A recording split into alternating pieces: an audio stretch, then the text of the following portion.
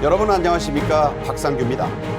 네덜란드와 국교를 맺은 지 62년 만에 이루어지는 우리 대통령의 첫 국빈 방문이 시작됐습니다.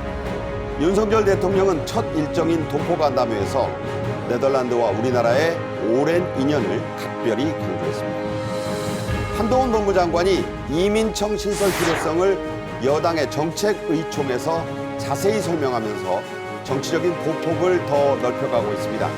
급변하고 있는 여권의 총선 지형도 함께 짚어드리겠습니다. 김현주 시사평론가, 최진영 변호사와 함께합니다.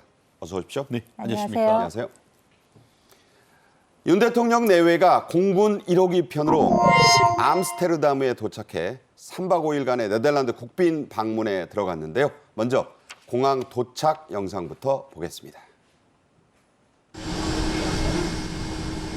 네. 현지 시간 저녁이었는데 암스테르담의 스히폴 공항에 지금 공군 1호기가 도착해 있는 모습. 네덜란드 의장대가 늦은 시간임에도 국빈 방문이기 때문에요. 트랩 앞에는 10여 미터의 레드카펫이 지금 깔려 있습니다. 윤 대통령은 네덜란드를 상징하는 오렌지색 넥타이를 메고 내렸는데요. 저것도 이제 드레스 코드가 의미가 있다고 합니다. 현장에는 네덜란드의 의전장을 비롯해서 관계자들이 나와 있었습니다. 자, 우리나라 대통령이 네덜란드를 방문한 게 1961년에 수교한 뒤 처음이니까 62년 만입니다. 윤 대통령이 탄 공군 1호기가 네덜란드 영공에 들어서자 전투기 2대가 좌우에서 호위했다고 하는데 이게 뭐 우리가 흔히 본 국빈급 영접이죠? 그렇습니다. 대한민국의 위상을 좀 전 세계에 보여주는 것이 아닌가 싶은데요. 네덜란드 같은 경우에는 왕국입니다. 왕이 있고 대신에 왕은 군림하되 통치하지 않다 보니까 수상이 실질적인 어떤 그 행정부의 수반으로서 하는데 이번 같은 경우에는 국가의 국빈 방문으로서 초대됐던 것이고 지금 보이고 있습니다만 대한민국 공군 1호기가 가니까 이 대한민국 국빈 방문을 위해서 또 네덜란드의 공군기가 양쪽에서 호위를 하는 이런 모습을 보이는 것 같습니다. 지금 좌측에 있는 모습이고요. 오른쪽에도 한 대가 더 있습니다. 네, 참 든든한 것 같습니다. 또 네덜란드 이러면은 우리가 그 축구의 오렌지 군단, 그렇죠. 노란색이 어떤 대표적 상징이 아니겠습니까? 그래서 윤석열 대통령께서도 이 네덜란드를 존중한다라는 취지에서 넥타이도 오렌지색 넥타이를 메고 지금 현재에 도착했다라고 하시는 것 같습니다. 그러면서 저도 깜짝 놀랐는데요. 1961년에 수교를 했는데 그 이후에 실무적인 방문은 많이 했지만 국빈 방문은 이번이 처음이라고 한다고 합니다. 네. 그렇다면 그 사실도 굉장히 좀 놀라운데요. 어쨌든 그 네덜란드가 왕국이다 보니까 국왕의 어떤 경호대장을 비롯해서 내무부 장관 또 주한 대사까지도 이제 국빈 방문이기 때문에 지금 그 본국으로 가서 윤 대통령 내외를 맞이하고 있고 우리나라 측 같은 경우에는 또 최형찬 네덜란드 대사 내외 그리고 또 한인 회장이신 윤원 회장 등이 나왔다라고 합니다. 네. 자. 그 영접 모습을 보셨고요. 윤 대통령은 이렇게 공항에 내리자마자 첫 일정으로 동포 만찬 간담회장으로 갔습니다. 이 간담회장에서는 반도체 동맹 또 K 콘텐츠 얘기가 주를 이뤘다고 하는데요. 직접 한 대목 들어보겠습니다. 이번 방문을 계기로 한국과 네덜란드의 반도체 협력은 이제 반도체 동맹으로 그 관계가 격상되게 될 것입니다. 한국과 네덜란드는 자유와 법치라는 이런 가치를 공유하면서 경제 협력을 확대해 왔고 작년에는 양국 교역액이 역대 최대인 160억 불에 이르렀습니다. 이 K-팝, K-드라마 같은 이런 K-컨텐츠의 인기도 매우 뜨겁다고 알고 있습니다. 네, 실제로 네덜란드는요. EU 회원국들 가운데 우리나라에 가장 많은 투자를 하고 있는 나라입니다. 실질적으로 이제 대한민국에 삼성전자가 있다라고 한다고 하면은 네덜란드 같은 경우에는 ASML이라고 하는 전 세계적인 반도체 제조 기기 회사가 있지 않습니까? 우리가 상징적으로 어떻게 보면 풍차 그리고 또 어떻게 보면 튤립의 나라라고 하지만 그것을 넘어서 실제 유럽에 있어서 독일에 있어서 두 번째 어떻게 보면 첨단 강국인데 특히 이번 같은 경우에는 예전에 같은 경우에는 한국과 네덜란드 사이에 어떤 ASML 삼성전자로 통칭되는 어떤 반도체 협력이 있었다고 한다고 하면은 이번에 윤 대통령이 가서는 협력을 넘어서 반도체 동맹까지 한다라고 해서 실질적으로 지금 반도체에 있어서 이 대만이 상당 부분 지금 치고 올라오고 있습니다만 거기에 견제하는 그런 어떤 경제적인 동맹 뭐 이런 부분도 있다라고 얘기를 할 수 있는 것 같은데요. 지금 윤 대통령 같은 경우에는 현지에 가셔가지고 1600년대 그때 뭐 이제 우리나라의 이 벨테브레 박연이라는 분들이 이게 일본으로 가다가 표류가 돼서 제주도에 와서 있었던 네. 사건 그리고 그 이후에 그 무렵에 하멜이 또 표류해가지고 한국에서 있었던 이런 양국 간의 긴 어떤 교류의 역사 이런 부분을 얘기를 하면서 최근에 그런 것들이 이제 반도체를 넘어서 이제 소프트 파워의 핵심이라고 할 수 있는 K푸드, K팝 이런 부분에서 어떤 교류 협력 부분도 강조하고 있는 것으로 알고 있습니다. 네. 이 네덜란드의 K-팝 또 K-드라마 얘기를 윤 대통령이 했는데 이 K-푸드라 불리는 우리 음식 또 김치 이 사랑이 네덜란드에서 매우 뜨겁다고 합니다. 우리 김치와 라면을 유럽에서 가장 많이 수입하는 나라, 사랑을 받고 있는 나라가 또 네덜란드라고 하는데 네덜란드가 세계 김치 수입이요. 우리 측면에서 보면은 이제 수출이고 저쪽에서 보면 수입인데 3위, 라면은 4위. 대단하죠? 그렇습니다. 유럽 내에서는 다 1위예요. 그렇죠. 뭐 한국, 일본, 중국이 어떤 뭐 공통 문화권이다 이렇게 이제 가정을 해본다면은 뭐 일본에 수출을 많이 한다거나 중국에 수출을 많이 한다는 거, 혹은 뭐 바다 건너 미국, 영국 이런 정도는 그럴 법하다라는 생각이 듭니다만 저렇게 네덜란드가 김치 수출 3위 국가, 세계 3위. 그렇죠. 예. 그것도 라면의 경우는 4위 국가다 이러면 네덜란드 인구가 1,800만이 조금 안 됩니다. 그렇죠. 그렇다면은 인구도 그렇게 많지 않은데 도대체 김치와 라면만 먹는 것이냐 이런 그러니까요. 생각을 할 수가 있는데 최근 들어서 우리 K푸드의 수출이 상당히 고양되고 있는 것은 사실입니다만 네덜란드가 이렇게 많은 양의 김치와 라면을 수입하는 데는 나름의 이유가 있습니다. 그 어떤 네덜란드는 중개무역 강국이라고 하는 위치에 있는데요. 그거 우리 지리 때 시간에 많이 배운 거죠. 옛날에 학교에서 네. 중개무역이라고 하면은 그 원제품을 수입을 해서 뭐 가공을 하거나 아니면 간단한 가공을 해서 반입해서 그대로 제3국으로 수출하는 경우를 중개무역이라고 하는데 그러니까 이 네덜란드가 어떻게 보면은 유럽의 우리 라면이나 김치를 수출하는 데 있어서의 정거장 역할을 하고 있다. 이렇게 이해하면 될 것 같습니다. 그렇군요. 네. 그렇긴 해도 유럽 내에서 저렇게 많이 수입한다는 거는 인구 아까 말씀하셨다시피 우리나라의 충청도하고 경상도 합친 정도밖에 안 되는 면적에 인구도 많지 않은데 그렇죠. 영국, 독일, 프랑스보다도 더 K푸드 사랑이 크다는 건 네. 이번에 저도 처음 알았어요. 그렇습니다. 그래서 상당히 좀 이례적인 일이다라고 할 수 있을 정도로 K푸드가 전 세계에서 사랑을 받고 있는데 주로 유럽으로 수출되는 물량들은 네덜란드를 거쳐서 제3국 중개 형식으로 이렇게 가는 것이 아닌가라는 분석이 가능할 것 같습니다. 네, 네덜란드에 대한 관심이 더 높아지는 그런 뉴스가 아닌가 합니다. 윤 대통령은 우리나라가 네덜란드와 국교를 맺은 건 아까 말씀드렸다시피 62년 정도지만 2년은 조선 효종 때까지 거슬러 올라간다. 이렇게 말하면서 박연, 벨테브레라고 하는 이름인데 박연으로 아예 개명을 했어요. 그다음에 몇 번 말씀드린 하멜, 핸드릭 하멜이죠. 그리고 6.25 참전의 역사까지를 일일이 거론했습니다. 직접 들어보겠습니다.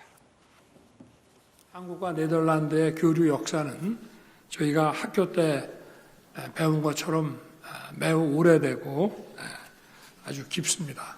벨트브레라고 하는 그 박연이라는 분은 우리나라 또 훈련 도감에서 당시로는 첨단 무기를 제작하는데 많은 도움도 주셨습니다. 하멜로 인해서 유럽 사회에 우리 한국이 알려졌습니다. 한국과 네덜란드는 격동의 근현대사 속에서도 각별한 인연을 맺게 됐습니다. 6.25 때에도 네덜란드는 5천 명이 넘는 장병을 선뜻 파병해서 세계에서 네 번째로 빠르게 우리나라에 이런 군사 지원을 해 주었습니다. 네, 제가 핸드릭 하멜 얘기는 이 시간에 2번 했었기 때문에 오늘은 우리와 최초로 인연을 맺은 네덜란드인 한국명 박연 얘기를 좀 해보겠습니다. 알고 보면 유 대통령도 얘기했지만 한 네덜란드 간의 방산 협력가예요. 그렇습니다. 17세기 유럽의 그 방위 산업 기술을 한국이 도입해 주신 분이 네덜란드인 벨테브레, 얀스 벨테브레. 근데 이제 21세기가 되어서 우리 K 방산이 유럽으로 수출한다는 것이 참 아이러니하면서도 기분이 좋은데요. 자, 그분의 동상을 복원해 놓은 겁니다. 네. 그렇습니다. 지금 한국에 귀환 최초의 유럽인이다 이렇게 얘기를 하고 있는데 이분 같은 경우에는 이 화승총을 넘어서 이제 포 이런만 거에 만드는 기술이 있다 보니까 이거 국방에 굉장히 도움이 되겠다 싶어서 훈련도감, 지금으로 하면 육사나 어떻게 보면 방위산업체 이 정도 되겠죠. 그렇죠. 거기에 배속시켜가지고 실질적으로 어떤 지금 조선의 무기 개발에 아주 큰 그 기여를 했고 실제로 무과에도 급제하고 한국의 부인과 만나서 아이들도 낳았다라고 얘기를 하고 있는데요. 일남일녀를 두었다는 기록이 있습니다. 그렇습니다. 그만큼 이제 뿌리 깊게 한국에 지금 있었고 실제로 표류했던 분들 중에 일부는 전쟁에 참석했다가 돌아가시기도 했다라고 얘기를 하고 있고요. 이후에 이제 한 1, 20년 있다가 또 우리가 얘기하는 그 하멜 또 제주도에 표류를 정확히 했었죠. 25년 뒤에 그렇죠. 이제 옵니다. 또 그래서 하멜이. 또 제주도에서 또 서울로 오고 뭐 왔다 갔다 이렇게 했습니다만 그 과정에서 두 분이 또 만나고 했던 것 같습니다. 물론 그 이후에 이제 하멜 같은 경우에는 또 탈출해서 일본으로 갔다가 일본에서 다시 동이도 회사를 거쳐서 유럽을 가면서 이 하멜 표류기를 했는 거 아니겠습니까? 하멜 표류기라는 것이 우리한테는 표류기지만 본인으로서는 한국에서 개고생을 했다라고 하면서 그동안 밀린 임금 이렇게 못했으니까 달라라고 하는 임금 청구서 내용이었던 것이거든요. 네네. 그것이 이제 그 유럽의 조선의 어떤 문화를 최초로 알린 깊은 보고서가 됐다라는 그런 얘기가 되는데 윤 대통령께서는 그런 부분을 통해 가지고 민간 교류의 관계의 어떤 역사의 깊이를 또 전파하신 것 같습니다. 이분은 무과에 급제하기 전에 병자호란에도 참전을 해서 네네. 싸우다가 동료들이 또 전사하기도 하고 네네. 살아남아가지고 20여 년간 조선에 살면서 좋은 대접받고 여기서 묻혀서 돌아간 그렇죠. 그야말로 맞습니다. 한국인이 됐었던 그런 분이죠. 그렇죠. 그래서 아까 말씀하신 것처럼 한국에 귀화를 했던 것이고 그러다 보니까 그 벨테브레 동상이 저렇게 있던 것 아니겠습니까? 네. 자, 이 하멜과 벨테브레의 인연은 6.25로 이어집니다. 우리가 영국군, 프랑스군 6.25 참전 얘기는 꽤 알려졌는데요. 네덜란드군이 5,000명 넘게, 정확히 5,500명이나 6.25에 참전했다. 네 번째로 신속하게 참전을 했던 그런 나라입니다. 6.25 참전사가 기록돼 있죠? 그렇죠. 우리 혈맹이라는 말을 쓰지 않습니까? 우리 6.25 한국 전쟁에 참전했던 나라들이 이제 총 16개 직접 참전국이 그 가운데 한 나라가 이제 바로 네덜란드라는 것이고 당시에 그 장병들이 5,300여 명, 정확히는 5,322명이 참전한 5,500명이라는 설도 있어요. 그렇습니다. 그렇게 알려져 있고 그 가운데 한 120여 명이 전사한 것으로 그렇게 기록이 돼 있고 특히나 그 16개 참전국 가운데 네 번째로 대규모의 파병을 했다. 5,500이면 굉장히 많은 거죠. 그렇죠. 큰 의미가 있다고 생각이 됩니다. 약 120여 명이 이제 전사했다고 제가 말씀을 드렸잖아요. 그래서 부산 남구에 가면은 그 유엔 기념공원이 있습니다. 그 참전했다가 그 전사하신 분들 네덜란드 군인 약 122명이 안장되어 있기 때문에 정말 그 당시에 우리나라가 어디 있는지나 알고 참전을 했겠습니까? 그렇죠. 그 젊은이들이 네덜란드로부터 우리나라에 온 것은 대한민국의 자유와 평화를 지키는 것이 세계 평화에 기여할 것이다라는 신념 하나로 참전을 했을 것이기 때문에 지금 현재 그 부산에 안장되어 있는 전사자들에 대해서는 우리 국민들도 기회가 되신다면은 감사의 뜻이라든가 추모의 뜻 이런 것들을 밝히는 것도 좋지 않을까라는 생각입니다. 네, 그런 나라의 인연이 우리와 뿌리 깊게 있습니다. 네덜란드 현지에도요 6.25 참전을 기리는 박물관이 있습니다. 이름이 좀 긴데 반 호이츠 부대의 역사 박물관이라고 하는데, 자 거기에도 그 참전비 또 여러 유물들이 보관돼 있다고 해요. 저도 깜짝 놀랐습니다. 네덜란드가 한국에 그 대한민국 6.25 전쟁 때 이렇게 가서 피 흘리셨다라는 것도 참 이번에 뜻깊은 그 알게 된 것도 뜻깊은 행사인 것 같은데요.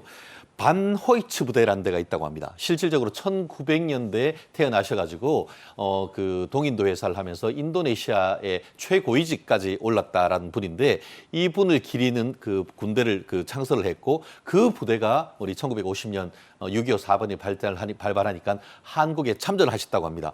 실제 그것을 그 기념하기 위해서 네덜란드 동부 같은 경우에는 네덜란드를 우리가 그 한문으로 쓸 때 화란이라고 하죠. 화란이라고 하죠. 화란이 네덜란드인데, 이 화란 부대 박물관이 있는데, 거기에도 보면은 화란 부대 군인들이 한국군과 함께 하다가 돌아가신 분들의 어떤 리스트까지 이제 그 추모비에 지금 남아 있다고 합니다. 20명의 한국인 전사자, 싸우다 전사한 분들의 이름도 새겨져 있다고 그러니까요. 합니다. 한국군이 돌아가신 그 분들을 또 기념하는 것을, 또 네덜란드에 한국군의 어떤 이름이 있다는 것 자체도 상당히 어떻게 보면 이례적이면서도 참 이게 군대에 참석하신 분들을 참 존중하시는구나 하는 걸 알 수가 있는데, 실제 매년 5월 같은 경우에는 그 자리에서 콜롤이라는 그런 그 행사를 한다고 합니다. 롤콜이요. 롤콜. 뭐냐면은 이름을 부르는 거죠. 돌아가신 분의 이름을 부르면은 여기 있습니다. 프레젠트라고 해서 돌아가셨지만 여기에 이 자리에 굳건하게 써서 있다라는 것을 기념하는 그런 행사를 하고 있다고 합니다. 저게 그 911, 예, 그 예. 9.11 테러 현장에 한 분 한 분 이름 부르는. 그라운드 제로에서 이름 부르고 예. 그 프레젠트 뭐 예. 이렇게 하는 건데, 뭐 예를 들어서 서전 뭐 누구 최진영 예. 하면 프레젠트하고 예. 답하고 그런 거예요. 저 여기 있습니다. 이거 아니겠습니까? 네네. 굳건히 정말 몸은 죽어서 없었지만 그 정신은 여기에 살아남아 있다라는 그 기리는 정신이 참 깊게 남아 있는 것 같습니다. 네. 우리에게 네덜란드는 구한말, 만국의 한이 깊게 서려 있는 역사적인 장소이기도 합니다. 윤 대통령은 현지 시간으로 13일에 헤이그 만국평화회의가 열렸던 그 현장에 기사의 전당, 리더 자리라고 한다는데요. 이곳에 이준열사 박물관도 있습니다. 이 두 곳을 방문할 예정이라죠? 그렇습니다. 이 만국평화회의 그 당시 1907년이었죠.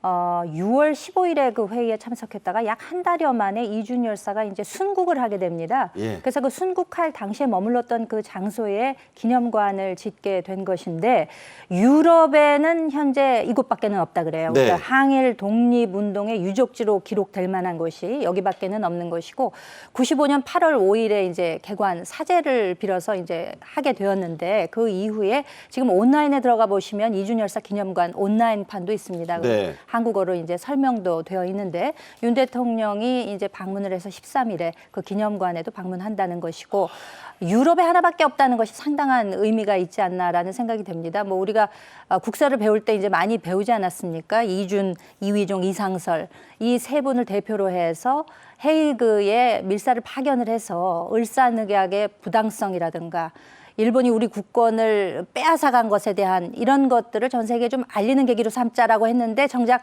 그 회의에는 참석을 못했죠. 일본의 농간으로 출입 자체가 안 됐죠. 그래서 뭐 기자회견을 하는데 그쳤습니다만, 아쉽게도 48배 나이에 이준 열사가 그 바로 다음 달에 이제 순국을 하게 됩니다. 그러니까 돌아가신 그 호텔의 저 자리가 이제 그 기념관이 된 거예요. 네, 그렇습니다.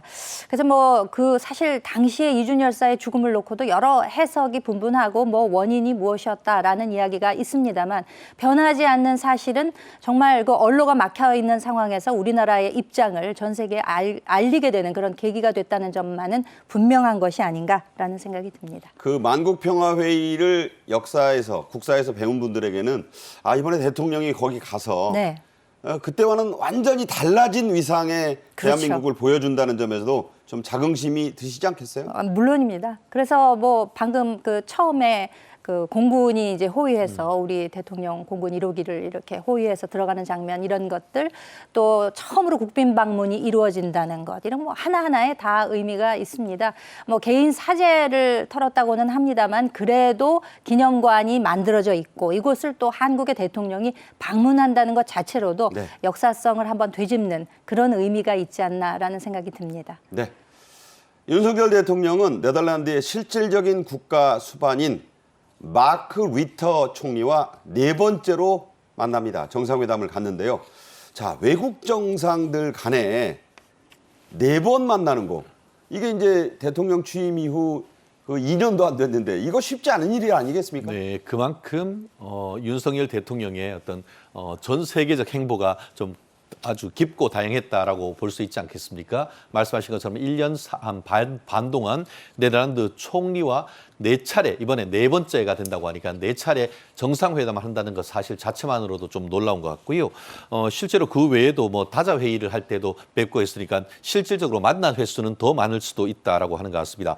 그러면서 이제 네덜란드의 어떤 총리와 만나서 더 각별해지겠다라고 얘기를 하는 것 같은데 실제 우리가 가서 뭐 단순히 뭐 순방만 하는 것을 넘어서 반도체 협력을 넘어서 반도체 동맹까지 만들어낸다는 것 아니겠습니까? 실제 대한민국 이 삼성전자 또 SK 하이닉스 이런 데가 이 그 대만과 아주 치열한 반도체 경쟁을 벌이고 있지 않습니까? 그 핵심 파트너가 네덜란드에 있는 ASML 회사 아니겠습니까? 그렇기 때문에 이번에 윤 대통령이 가셔가지고 또 좋은 어떤 경제 협력에 관한 낭보를 정말 들고 국민들에게 전해주셨으면 하는 바람입니다. 네.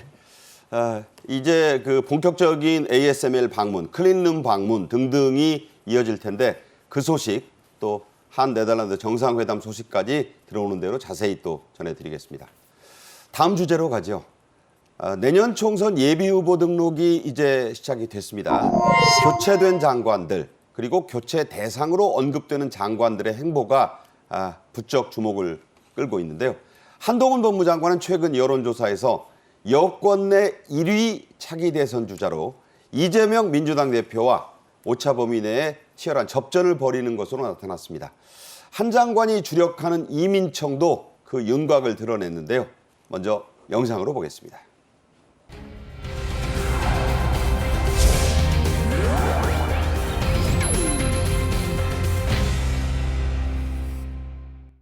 이민과 관련한 컨트롤 타워를 만들겠다는 얘기는 제가 취임사 때부터 했던 이야기고요.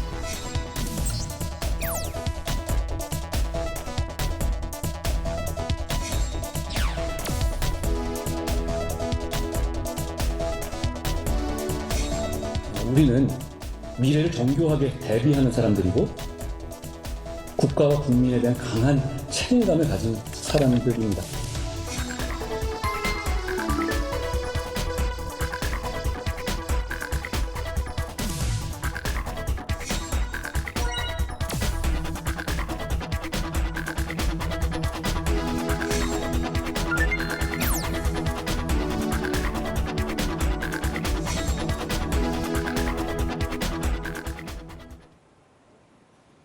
네, 아직 뭐 대선 얘기는 무척 때이르긴 합니다만 12월 첫 주에 실시된 한국갤럽의 차기 지도자 선호도 여론조사에서 한동훈 법무장관이 이재명 민주당 대표와 오차범위 안의 접전을 벌이는 것으로 나타났습니다.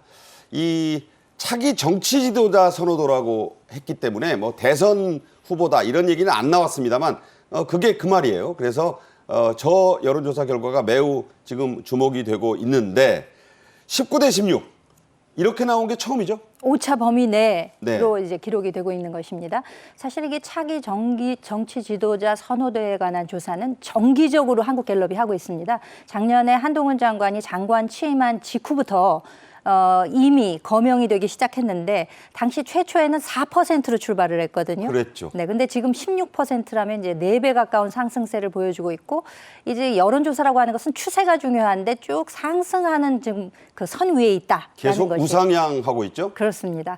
이외에도 그 여권의 홍준표 대구시장이 4%, 그리고 야당의 이낙연, 김동연 후보 등 또 여권의 다른 주자들도 1%, 2%, 3% 요 범위 내에 있습니다. 갤럽은 보기를 주지 않고 직접 차기 지도자 누구라고 생각하십니까? 라는 것에 대한 응답을 하기 때문에 또 그리고 정기적인 조사를 실시하고 응답률이 비교적 높아서 한국갤럽의 여론조사는 비교적 공신력이 있다라고 인정이 되고 있지 않습니까? 그렇죠. 그렇기 때문에 이재명 지금 그 민주당 대표와 한동훈 장관이 오차 범위 내에 저런 결과를 보여줬다는 것은 상당한 의미가 있다. 이렇게 이제 정치적 의미를 부여하는 그런 지금 추세가 있습니다. 네. 자, 한동훈 법무장관은 6일 국민의힘 정책의원총회에 참석을 했습니다. 주목적은 이민청 설립의 필요성, 또 어떻게 만들어야 하느냐를 설명하기 위해서였는데, 자, 꼭 그렇게만 받아들이지 않는 것 같아요, 여론이. 그렇습니다. 실질적으로 이제 이민청이라는 것 자체가 법무부 장관의 주된 업무다 보니까 이런 부분을 얘기를 하고 있습니다만 단순히 이것을 넘어서 어떻겠습니까? 지금 현재 1인당 여성 출산율이 0.74명으로 해서 몇십 년 뒤에 이 추세로 가면은 대한민국 인구 소멸은 정해진 미래다라고 얘기를 하면서 인구 정책을 통해 가지고 대한민국을 어떻게 보면 새로운 부흥을 해야 된다라고 하는데 잘 들어보면은 이거는 단순히 법무부 장관을 넘어서 대한민국 전체의 어떤 미래에 대한 비전을 제시하는 그런 듯한 느낌도 상당히 강하죠. 네. 그러다 보니까 이제 여야 할 것 없이 이것은 법무부 장관으로서의 자리를 가지고 그 이상을 어떤 바라보는 비전을 제시하는 것이 아닌가. 대한민국 소멸을 할 수 있는 것을 오히려 대한민국 리바이벌을 할 수 있는 계기로 만들려고 하는 어떤 제도적 장치를 만든다라는 점에서 상당히 중요한 어떤 정치적 의미가 있다라고 해석하는 케이스도 없지 않은 것 같은데요. 다만 이제 그 난민이라든가 아니면 불법 체류자 이런 부분에 대한 그 걱정이 많다 보니까 네. 선별되지 않은 이민을 무분별하게 받으려고 하는 것은 아니다. 오히려 그 인구 부족, 그에 따르는 어떤 노동자 부족 이런 부분을 해소해서 대한민국의 어떤 그 성장 동력, 꺼져가는 성장 동력을 키우려고 한다는 그 취지를 잘 설명하고 있기 때문에 아마 그렇기 때문에 아까 얘기했던 대한민국 차기 지도자의 어떤 상당수의 어떤 선두 주자로 지금 달리는 것이 아닌가 생각을 합니다. 네.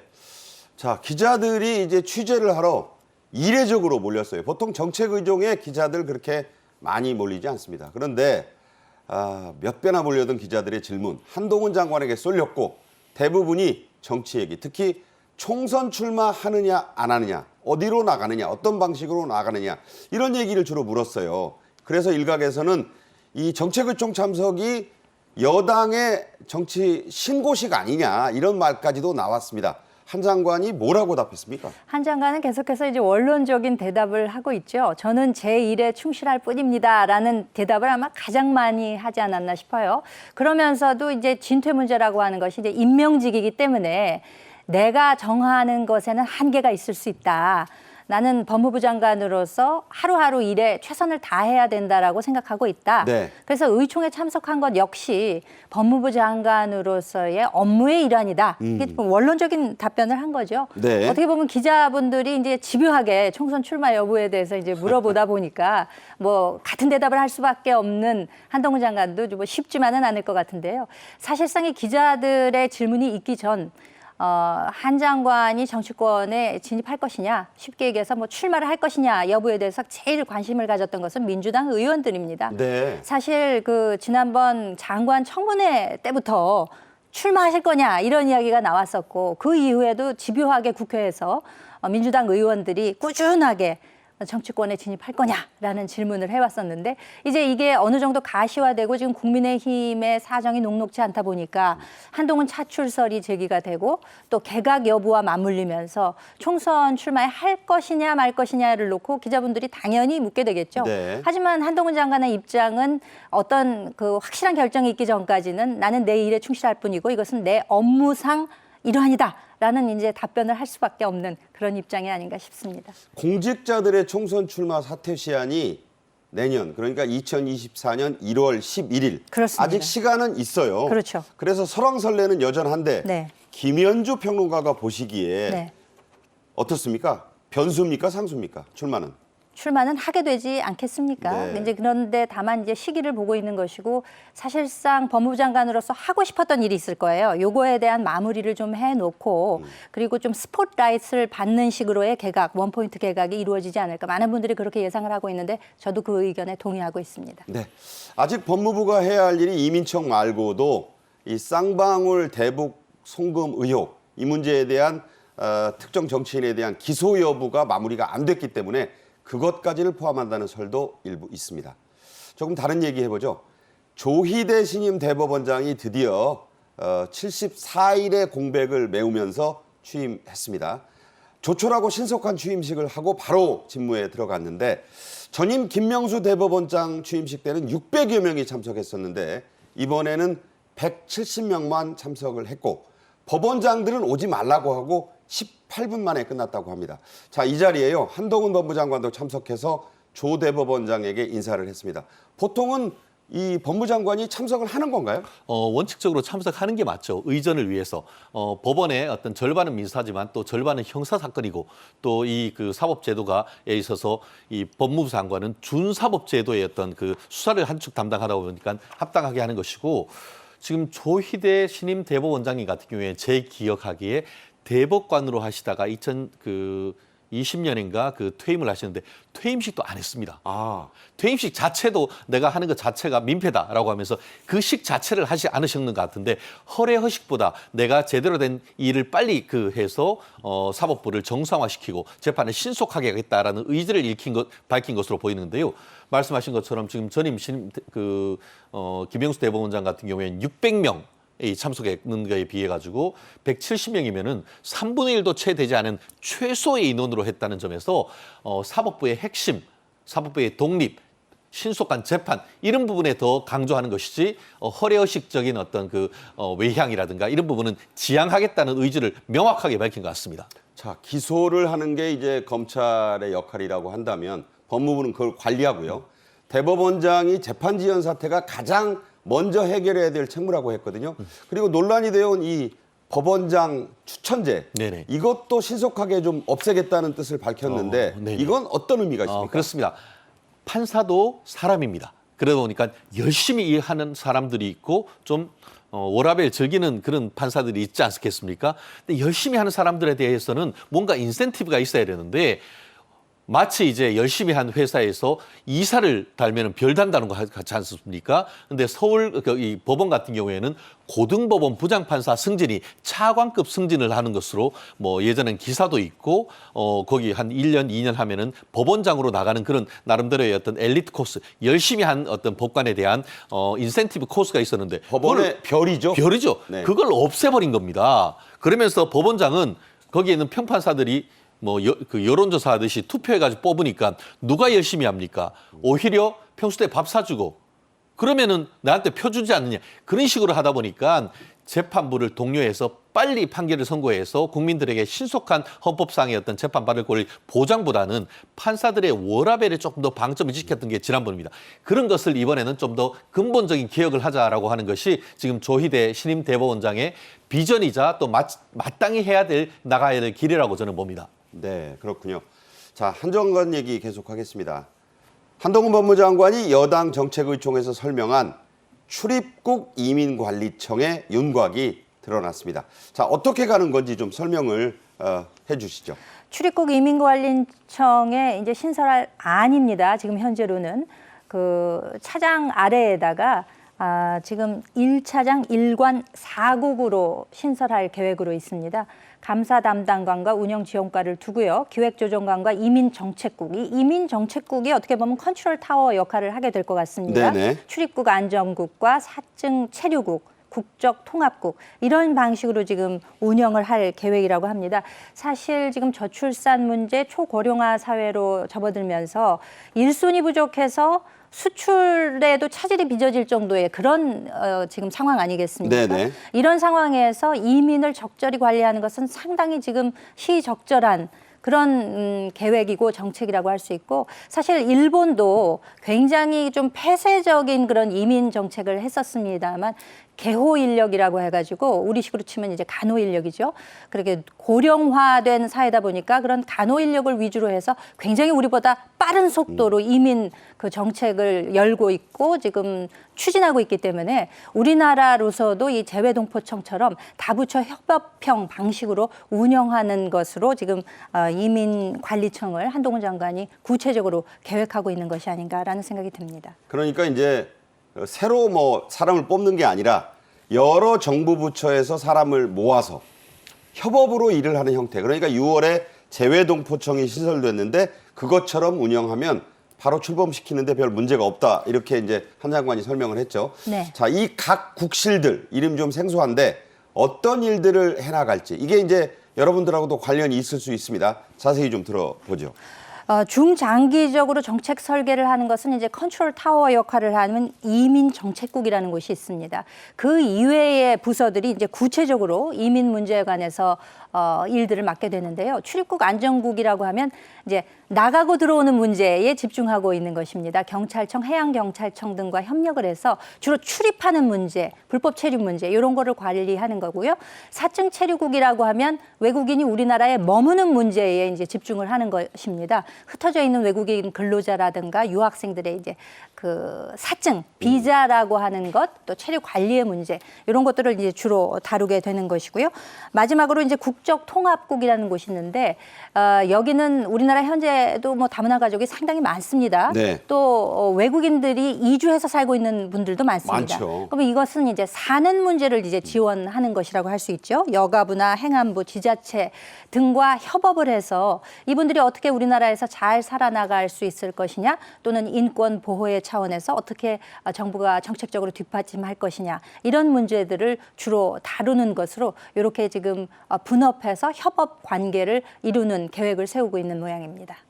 자, 법무부는 지난 7월에 이민청 설립의 목적을 이렇게 설명했습니다. 직접 들어보겠습니다. 우리는 외국인 출입국 문제에서는 국익을 최우선으로 그립을 강하게 잡고 대단히 계산적으로 외국인 정책을 추진해야 한다고 생각합니다. 좀 냉정하게 말씀드리면 외국인 정책, 출입국 외국인 정책은 인류애를 위한 것이 아닙니다. 우리의 국익과 우리 국민의 이익을 위한 이민 정책이어야 한다고 생각합니다. 이 이민청은 한동훈 표다 이런 말이 나올 정도로 한 장관이 올해 신년의 업무보고 때부터 강력한 의지를 표명해왔는데요. 역시 그때도 이렇게 얘기했습니다. 한번 들어보시죠. 이민과 관련한 컨트롤 타워를 만들겠다는 얘기는 제가 취임사 때부터 했던 이야기고요.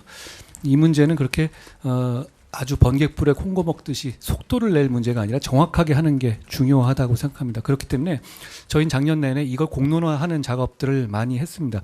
세미나도 한 18회 정도 했고요. 그리고 제가 주변에 대해서 왜 이걸 해야 되는지, 그리고 추진단을 왜 만들어야 되는지를 여러 차례 설명했습니다. 이런 이민정책의 추진이라든가 유연한 이민정책 추진은 이거는 정부가 선도하는 문제가 아니라 국민들의 공감을 바탕으로 해야 한다고 생각합니다. 네, 이 정도 되면 뭐 이민청 전도사 아닌가 싶을 정도인데 한 장관은 이 국힘의 정책의총에서도 이민청 설립이 인구 재앙을 막는 길이라고 했습니다. 동의하십니까? 100%, 200% 동의를 합니다. 지금 한 장관이 뭐라고 했냐면 인구 재앙은 정해진 미래라고 했습니다. 이 정해진 미래란 것이 서울대 보건대학교 교수님이 한 7, 8년 전에 쓰신 책의 이름입니다. 네. 그리고 저 또한 그 책을 7, 8년 전에 읽었었는데 정해진 미래. 예, 정해진 미래. 섬뜩하네요. 예, 그런데 그만큼 현재의 어떤 그 인구 감소가 갈 경우에 대한민국 성장 엔진이 꺼진다라는 것에 대한 절체절명의 어떤 상황이 있다라는 걸 하면서 그에 대한 대책이 투 트랙 아니겠습니까? 하나는 출산율 제고 정책.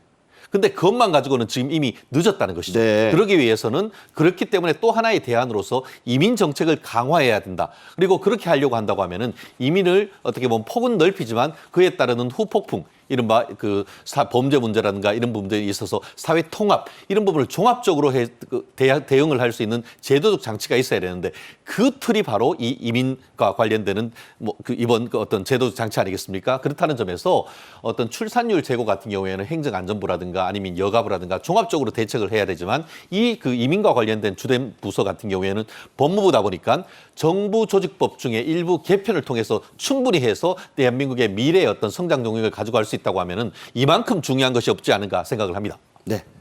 자, 어젯밤과 오늘 사이에 여권의 총선 지형에 그야말로 일대 지각 변동이 벌어지고 있습니다. 먼저 친윤계, 과거에는 윤핵관이라고 불렸죠. 그 핵심인 장제원 의원이 어젯밤 개인 SNS에 차기 총선 불출마를 시사한 뒤에 오늘 오전 10시에 전격적으로 국회에서 불출마를 공식 선언했어요. 깜짝 놀랄 만한 뉴스였죠? 그렇죠. 인류한 혁신이가 그렇게 부르짖던 희생, 그에 대한 가시적인 답변이 최초로 나왔다. 이렇게 의미 부여를 할 수 있겠습니다. 장제원 의원이 어제 저녁이죠. 한 8시 40분경에 저렇게 본인 SNS에 뭔가 불출마가 아닐까라고 예상되는 불출마를 시사하는 듯한 글을 게시를 했습니다. 저 붉은 꽃이 덮인 곳이 고 장성만 국회부의장 부친 묘역이에요. 그렇죠. 선친 묘를 참배한 사진을 올리면서 이제 잠시 멈추려 한다라고 했어요. 그렇다면 이건 누가 봐도 불출마하는 것 아니냐 이렇게 이제 해석할 수밖에 없는 것인데 실상 장제원 의원의 그 속내는 불출마를 사실 이전부터 각오를 해왔다. 네. 윤석열 정부의 성공을 위해서라면 뭐든지 다 내놓을 수 있다. 이렇게 했다고 해요. 오늘 아침에 국회 소통관에서 아주 짧고 간명한 기자회견을 했습니다. 네. 그 메시지 길이가 한 1분여 남짓이었어요. 할 말은 어젯밤에 다 했다 이건가요? 그렇죠. 어떻게 보면은 지금 이제 선언적인 의미로 나를 밟고 총선에 승리해달라. 나는 역사의 뒤편에서 총선 승리를 응원하겠다. 네. 다만 나는 여기서 마음 아픈 구석이 있다. 우리 지역구에 나를 믿어주신 지역 구민 여러분들께 미안하다. 하지만 여기서 제일 중요한 것은 윤석열 정부의 성공이기 때문에 자기가 가지고 있는 마지막 공직, 국회의원직을 내려놓는 네. 것으로서 성공을 뒷받침하려고 한다라고 의미 있는 불출마 선언을 했습니다. 이제 이 후폭풍이 어떻게 이어질 것인지, 이 뒷이야기들이 계속 이어져 갈 것인지 여기에 관심이 모아지고 있습니다. 네, 말씀하신 대로 이제 관심은 장제원 의원에 이어 김기현 대표에게 쏠리고 있는 것 같습니다. 물론 권성동 의원도 주목을 받고 있죠. 12일 오후에 예정이 된 행사가 하나 있었어요. 당 지도부의 서울 강남 구룡마을 방문 행사입니다. 이게 연탄 나눔 연말 그런 행사였는데 간밤에 전격적으로 취소를 했습니다. 자, 이러니까 김 대표의 모종의 결단도 임박한 것 아니냐 이런 얘기 나와요. 그렇습니다. 과연 취소의 배경이 무엇인가 이게 문제겠죠. 오늘 좀 전에 있었던 오늘 오전 10시에 장제원 의원이 불출마 선언을 국회에서 했습니다. 불출마하면서 그 나를 밟고 정말 그 총선 승리를 해서 윤석열 대통령 정부의 승리를 기원한다 이렇게 얘기를 했는데 만약에 2시간 뒤에 강남에 있는 어떻게 보면 달동네 같은 곳에서 행사를 하면은 연탄 봉사. 연탄 봉사를 하면은 연탄 봉사하는 것에 집중이 되는 것이 아니고 장 의원님은 불출마했는데 김 대표님은 뭐 하시죠? 라는 질문이 이렇게 뻔한 건 아니겠습니까? 그렇죠. 네. 그렇기 때문에 그런 어떤 종합적인 상황을 판단해서 지금 오후에 있는 일정은 본인의 어떤 행사는 취소를 했는 것 같은데 아까 얘기하신 것처럼 그 당대표 경선 과정에서의 어떤 김장연대 그중에서 지금 장제원이라고 하는 한 축이 지금 무너진 것 아니겠습니까? 그러면은 김 대표가 혼자서 이 시스템을 끌고 갈 수 있겠느냐 한 점에 있어서 김기현 대표도 지금 고민을 하지 않을 수 없는 그런 상황인 것 같은데 현재로서는 며칠 전 같은 경우에도 우리 당 구성 모두가 기득권을 내려놓자라고 해서 내가 기득권을 내려놓자는 얘기는 안 했었습니다. 하지만 이 정도의 상황이다라고 한다고 하면은 나의 기득권을 내려놓는 그런 모습은 그런 결단은 점점 임박해 오고 있는 것이 아닌가 예측을 해봅니다. 네. 김장연대의 김장독이 지금 깨졌습니다. 네, 어떻게 될지 좀 주목이 되는데요. 여당의 총선 인사 영입, 새 영입도 그 속도를 내고 있습니다. 주목되는 뉴스가 있습니다. 축구 스타 박지성 선수의 수원 영입설, 출마설에 이어서 장미란 문체부 2차관의 경기도 오산 출마 얘기까지 나오고 있는데 그렇게 되면 대진표가 아주 화려해지는 거죠? 뭐 만약에 이루어진다면 그렇겠죠. 이게 수원에 가불병정무 5개 지역구가 있는데 모두 민주당이 지금 독식을 하고 있습니다. 0대 5죠. 네. 그렇기 때문에 특히 경기도 워낙 뭐 의석수를 적게 국민의힘에서 갖고는 있습니다만 특히 수원에 입성을 해서 이것이 어떤 벨트를 형성하게 된다면 더욱더 의미 있는 성공이 되지 않을까라는 것을 지금 노리고 있지 않나 싶습니다. 이 뭐 어디까지나 이거는 아이디어 차원에서 박지성 선수를 좀 영입하자. 본인 얘기는 아직 안 들었어요. 그렇습니다. 그렇게 얘기를 했고 공식적으로 무슨 뭐 영입 의사를 타진했다든지 이런 것은 없는 것으로 알려지고 있습니다만 사실 박지성 선수는 이 수원에서 차지하는 상징적 의미가 상당히 큽니다. 수원에서 어떻게 보면 축구 인생이 시작이 됐고 거기 가보면 박지성 삼거리도 있고 박지성 공원도 있고 박지성 빼고는 수원을 얘기할 수 없는 이런 정도다 보니 수원의 박지성 선수를 만약에 영입할 수만 있게 된다면은 상당한 의미가 있을 것이고 이미 이제 영입 대상이 된 이수정 교수가 나는 수원 정에 출마하겠다라고 선언을 한 마당이기 때문에 이와 같이 진행이 된다면 벨트를 형성할 수 있지 않을까라는 기대감이 지금 모아지고 있는 것이지만 실질적으로 어느 단계까지 진입됐는지는 알 수 없는 형편입니다. 뭐 조금 진행되어가는 과정을 좀 봐야 될 것 같고요. 장미란 차관의 경우에도 본인은 지금 본인의 업무에 충실하겠다라는 입장을 밝히고 있습니다만 이 경우에도 본인의 거취를 결정하기에는 좀 한계점이 있을 것 같습니다. 결국 당의 요구가 있게 된다면 출마로 결심하게 되지 않을까. 그런데 여기서 이제 오산의 오선 의원이죠. 안민석 의원과 한판 승부를 벌이게 될 것이 아니냐. 그쪽으로 좀 이렇게 차출을 해야 되는 것이 아니냐라는 이야기도 있습니다만 고향이 원주고요. 그리고 체육관이 고향에 있습니다. 그렇기 때문에 이런 여러 곳에서의 출마 가능성도 지금 점쳐지고 있는 상황입니다. 네, 총선의 모래시계가 이제 빠르게 밑으로 내려오면서 판이 달궈지고 있는 그런 양상입니다.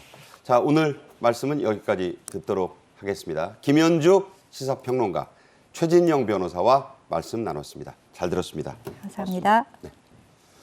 정책엔 이슈가 준비한 오늘의 소식은 여기까지입니다. 시청해 주신 여러분